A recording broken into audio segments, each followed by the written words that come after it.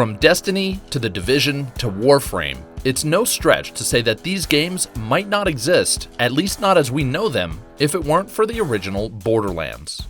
Now, the series that invented the looter shooter is back. After seeing Borderlands 3 at E3, and after playing the game for around 40 minutes, one thing was clear to me. This isn't just more of the same. Despite what some might say, Gearbox's latest effort is shaping up to be a major upgrade to the Borderlands formula. With the release date of September 13th, the game is right around the corner, but if you want to learn everything there is to know right now, there's almost too much content to read and watch. So I've poured through all the interviews, gameplay demos, and character reveals, plus everything I saw at E3, and I've put it all in one monster preview. We're going to look at new mechanics, the new Vault Hunters, the new worlds, and a ton more. So kick back, maybe subscribe to the channel, but for now, let's look at everything we know about the gameplay of Borderlands 3.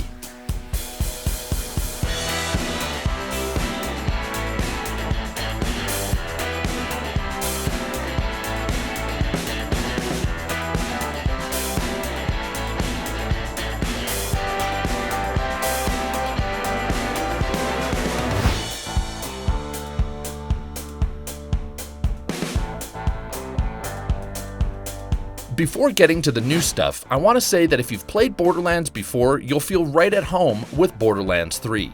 During my time with the demo, it took around 30 seconds for my muscle memory to kick in and my fingers knew exactly what to do. That said, there are plenty of little and not so little upgrades to the movement and combat mechanics that make this game feel more fluid, more fun, and more modern. First up is mantling. In previous Borderlands games, your climbing abilities were limited by how high you could jump, but now you can pull yourself onto ledges. Not only will this be handy in combat, it gives you much more flexibility to explore vertically, which should set up some pretty cool level design. The second new movement mechanic, and the one that's definitely more fun, is the slide move. While it's not as versatile as the slide in, say, Apex Legends, here your slide distance is much more limited, it's still likely to be a great help when ambushing bad guys, evading enemy fire, or sliding into some cover. And speaking of cover, environmental objects that you might duck behind are now destructible. And that goes both ways, so you can also chip away at barriers that enemies might hide behind as well.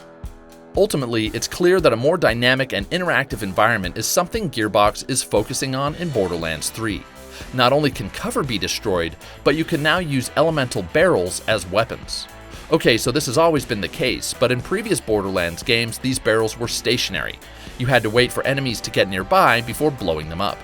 In Borderlands 3, you can actually punch explosive, electric, or radioactive barrels at your opponents before blowing them to smithereens with a well-timed shot of your sidearm. And that's not the only way to use your environment against your foes. Oil is now flammable and water conducts electricity. So if you see a pipeline, you can spill its oil onto your enemies and set them ablaze. Or if they're waiting around in a puddle, you can fry them where they stand.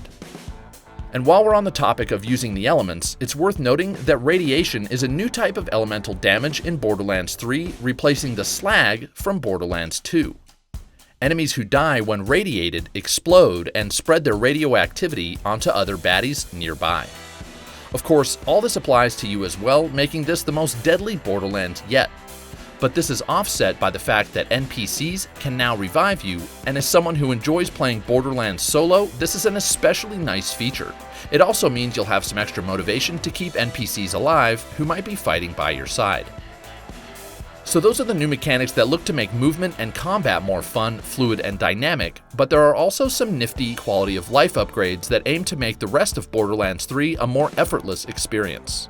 For example, buying ammo is now easier than ever. Rather than purchasing ammo clip by clip, you can now press just one button to automatically restock all of your ammo at once.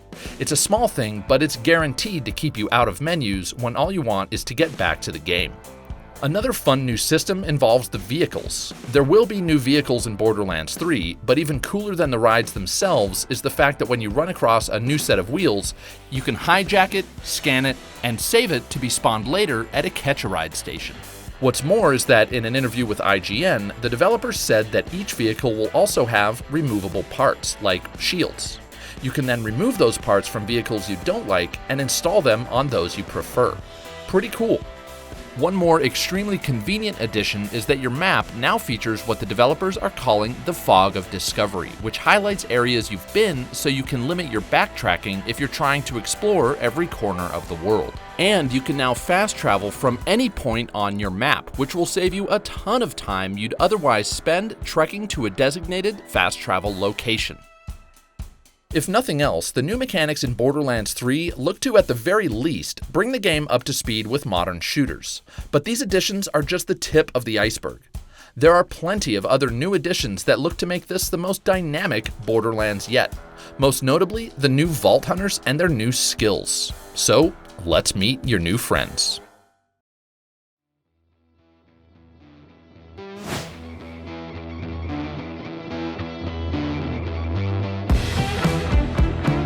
With Borderlands 3, we're getting 4 new Vault Hunters, and one of the biggest changes from previous Borderlands games is that they each have 3 unique skills as opposed to 1.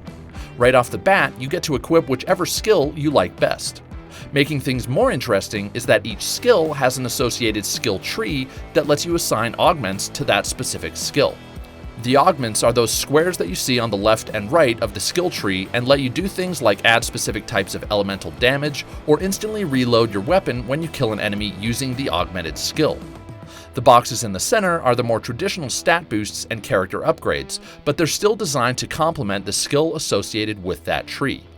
The option to build your hunter around a specific skill provides a ton of flexibility to customize your playstyle, and it also means that in co-op, you might encounter another player using the same Vault Hunter with a different skill equipped, and hence a totally different approach to combat.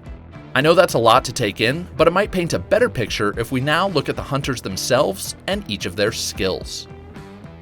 First up is Amara, the Siren. Her first action skill, called Phase Grasp, lets you hold enemies in the air for several seconds while you and your friends deal damage. If you're thinking that this looks a lot like Maya's Phase Lock ability from Borderlands 2, you'd be right.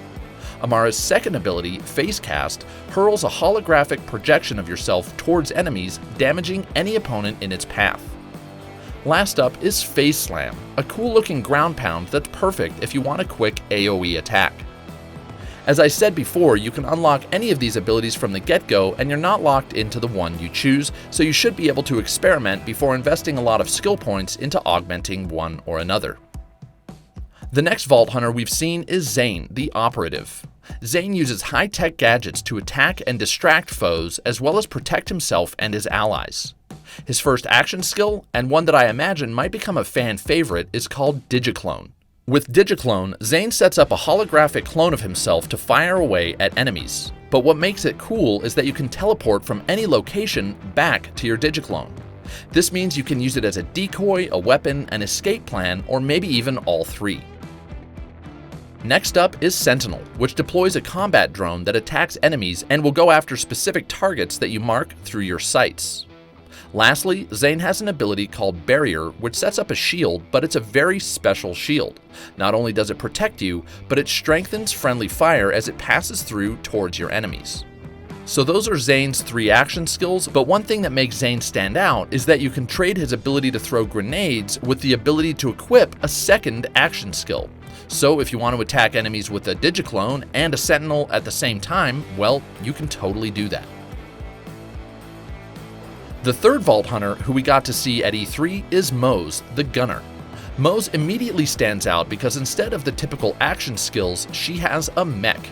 Yep, Mose can summon a mech called Iron Bear. This is basically Mose's action skill, but to add variety, you can equip different weapon sets to Iron Bear, and each of those weapon sets has a supporting skill tree. The first weapon set focuses on explosives and lets you equip a rocket launcher and a grenade launcher. The second set focuses on defense and melee combat, giving you a shield and allowing you to equip a pinpoint-accurate railgun and a melee-focused Iron Fist. Lastly, the third skill tree gives you the option to equip a flamethrower and a minigun. Now, it's important to note that you can combine these weapons however you want.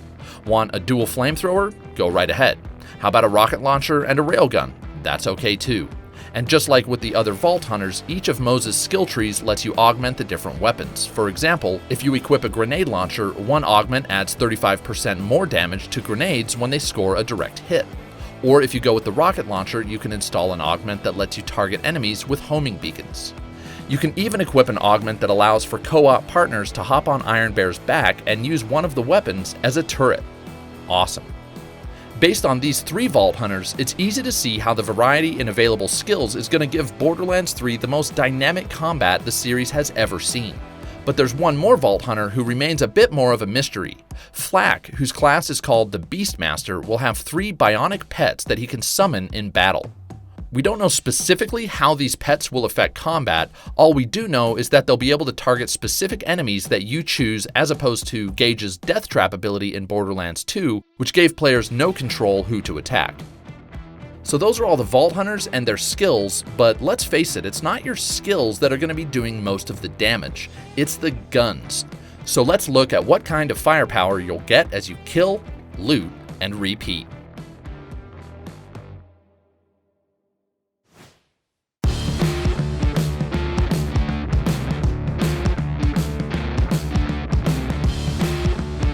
In the reveal trailer for Borderlands 3, we were told to expect over 1 billion guns, and while this is true, what's much cooler is all the new things they can do. The most significant change is that many guns now have an alternate firing mode, which you can access by pressing down on the D-pad. Gearbox showed off one in particular that lets you switch between regular bullets and what they called micro-missiles. Another was a chain gun, which was cool enough, but when you press down, you've got yourself a grenade launcher. Gearbox is also trying to motivate players to be more discerning when it comes to which weapon manufacturers they choose. Certain models now have abilities that are unique to that manufacturer. For example, guns made by the Jacobs Corporation all have a ricochet ability. If you score a critical hit, that bullet will then ricochet off the target towards the next closest enemy. If you're the type to boost your crit chance and crit damage, these might be the weapons for you. Or if you run into any guns made by the Tediore Corporation, things get really crazy. These guns are disposable, meaning you have to throw them out when they run out of ammo. But in Borderlands 3, they do some pretty awesome stuff when you toss them away. Some have legs and run off to fight your foes for a few seconds, and others literally bounce around in a giant holographic bubble before exploding. It's weird, but it's very, very Borderlands. One particularly awesome gun is made by the Atlas Corporation. It basically acts like the ZF-1 from The Fifth Element. If you're unfamiliar, you fire a dart into one target, which acts as a homing beacon.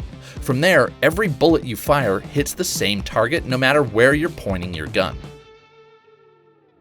Looting and collecting weapons has also become easier in Borderlands 3. Each gun now has a number associated with it called an item score. This tells you how good a piece of loot is and gives you an easy way to judge whether it's worth taking, selling, or leaving. Furthermore, legendary items now make a unique sound when they drop, and they show up on your map, making it harder to miss the very best loot. It's obviously going to be a lot of fun to discover all the different guns in this world, but what if you find a gun that could, say, help a friend? Well, that brings me to another big part of the Borderlands formula, the co-op. Let's take a look.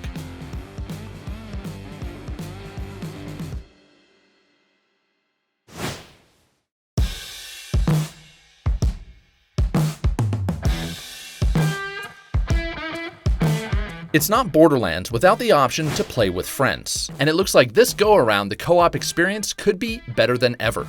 The most impactful additions are loot instancing and level balancing. With loot instancing, each player in a co-op game will see their own loot drops that match their own level. That way you'll see more weapons and items that are powerful enough to be useful, but not so powerful that you can't use them. It also eliminates the need to compete with friends for loot. That said, this is an optional feature if you'd rather still battle it out for the best items. With level balancing, the damage you deal in a co-op game will be balanced to match the level of the player whose game you're joining. So if you invite your friends to jump into your brand new game, but they've been leveling up for weeks on end, everyone can still enjoy a balanced experience.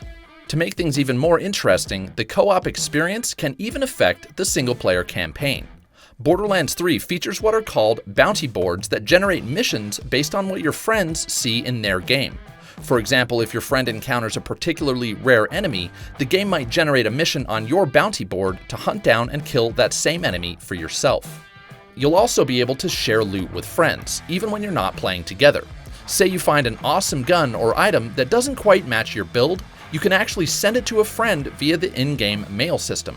I've heard that you can actually sell loot to friends for money, but I haven't found confirmation of this. Either way, it's cool that you can support your friends with awesome drops that you might otherwise just sell and never see again. Lastly, the game will feature split-screen multiplayer, but only for 2 players. So if you want to loot and shoot with a party of 3 or more, you'll have to hop online. With all this, Gearbox is definitely aiming high with new and improved co-op gameplay. That said, I want to stress that at E3 and in the gameplay reveal, they've made it very clear that you can play this game alone from start to finish, which is great news for a single-player junkie like me. And when I do jump in, one of the most exciting parts will be leaving Pandora to explore some brand new environments.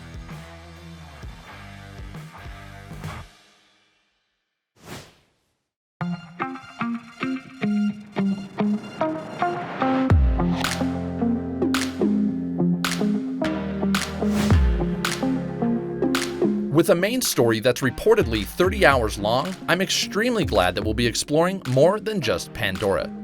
As for where the adventure will take us, we've seen 3 new planets, and rumor has it that a 4th will be revealed before the game launches. The first new planet we've seen is called Promethea. It features lots of alien tech and futuristic cityscapes, and with so many skyscrapers, I'm interested to see how the verticality plays into the level design. If you're familiar with Borderlands lore, you'll know that Promethea is the headquarters of the Atlas Corporation, which is the same company that makes that cool tracking gun I showed you earlier. And even though it looks pretty, all is not well on Promethea. Atlas is under violent siege by another corporation looking to take over their operations, so expect plenty of violence as you explore. The second planet that Gearbox has revealed is called Eden 6, and we got a good look at it in the demo at E3. This is a totally new biome inspired by the wilderness of Louisiana. As such, you'll find dense marshes, misty swamplands, and even the Jacob's Manor, which is very reminiscent of the old 19th century mansions you might find in the Deep South. But the part that I think looks the coolest are these treehouse-like forts. Again, it looks like Gearbox is aiming high, quite literally, with these new environments. Lastly, a 4th planet called Athenas was revealed by Randy Pitchford himself at an E3 tech demo that I think a lot of people missed. While he didn't specifically say that Athenas was one of the explorable planets in Borderlands 3, I have no idea why he would have shown it off otherwise, so I'd say it's a safe bet. If you're not familiar, Athenas is the homeworld of Maya from Borderlands 2. It has a bit of a Japanese or even South Pacific vibe and features gorgeous architecture that resembles the buildings you might see in those areas. So those are the new worlds we know of so far, but how will you get from planet to planet? Well, similar to, say, Mass Effect, your home base is actually a spaceship called Sanctuary 3. Not only will it let you fast travel between planets, it's got some pretty cool features. For example, it's got a lost and found that coughs up guns you might have accidentally lost or dropped on a mission. It also has vendors, a shooting range where you can test out new weapons, and a trophy room where you can display different enemies you've killed. And to that point, it might go without saying, but I should mention that each planet you visit will feature its own set of enemies and numerous bosses. In fact, the developers have said that in order to challenge and reward players, Borderlands 3 will have more bosses than any game in the series. One last bit about the planets that doesn't really affect gameplay but will keep the visuals fresh is that each planet will feature a unique day and night cycle that will look and feel totally different. All in all, when you consider the multiple planets, the new Vault Hunters, each with multiple skills, and with all the new multiplayer features, I just don't agree with people that are saying that Borderlands 3 looks like more of the same. Sure, Borderlands 2 and the pre-sequel made some nice improvements, but Borderlands 3 looks to be the biggest, most fluid, and by far the most dynamic Borderlands yet. So there you have it. Thank you so much for watching the entire video. As with all my previews, I encourage you to wait until the final game releases before spending your hard-earned money. If you want to learn even more, you can find all the articles and videos I used to research this preview in the description below. If you enjoyed this video, give me a thumbs up, and if you want to see what I'm playing or discover hidden gems that I find, follow me on Twitter and Instagram. And if you never want to miss any of my videos, all it takes is clicking that subscribe button. Until soon, we'll see you next time.